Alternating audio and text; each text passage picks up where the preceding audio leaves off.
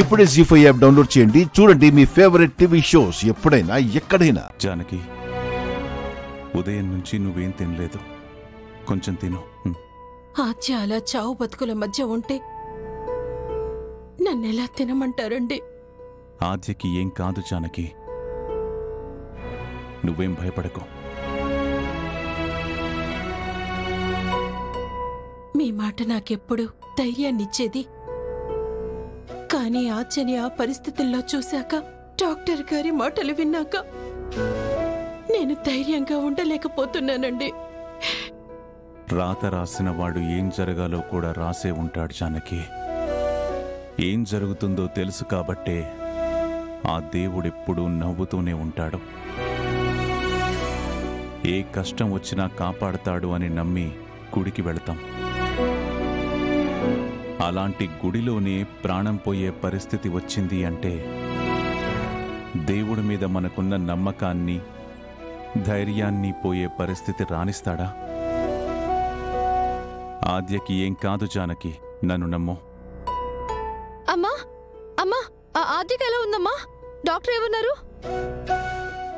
ఏం చెప్పలేమంటున్నారమ్మా.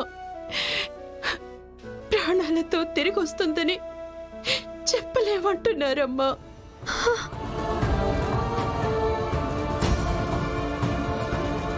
అమ్మా, ప్రాణాలతో తిరిగి రాకపోవడం ఏంటమ్మా?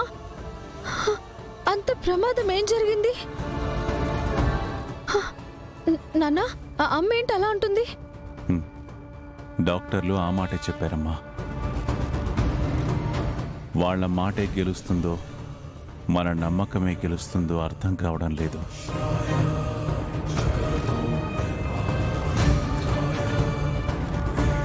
సార్, ఈ మెడిసిన్స్ అర్జెంట్గా తీసుకురండి. అలాగేనమ్మా.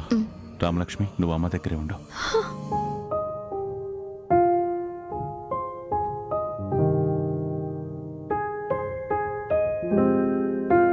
తనని నీ కూతుర్లా కాపాడుకుంటానని నాకు మాటివ్వక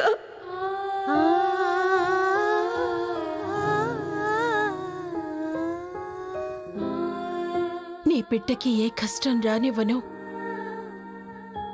నా బిడ్డలా చూసుకుంటానని ఆ రోజు నా చెల్లెలికి మాటిచ్చి ఆ చెల్లి తీసుకొచ్చాను. కానీ వచ్చే దగ్గర నుంచి నా ప్రమేయం లేకుండా ఆచని కష్టపెడుతూనే ఉన్నాను. అమ్మని అడగాల ఈ రోజు చావు బతుకులతో పోరాడుతూ లోపల పడుంటే ఇవి చెయ్యలేక చేతగాని దానిలా నిలబడిపోయాను. ప్రళయానికి తల వంచుతుందా విధిరాతకి? మన ఇంటి కోసం, నీ కోసం ఆచ ఎంత చేసింది. జీ5 యాప్ డౌన్లోడ్ చేసి అన్ని ఎపిసోడ్స్ పూర్తి ఉచితంగా చూడండి.